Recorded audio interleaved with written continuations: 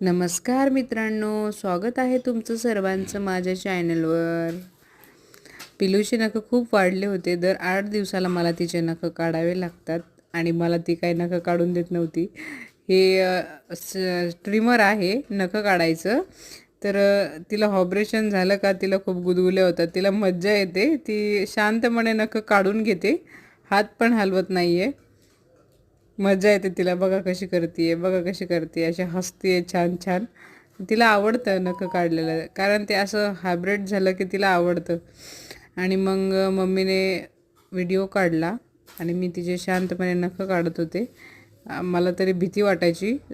सांभाळून काढायचे बरं का नखं, तुम्हाला पण सांगते.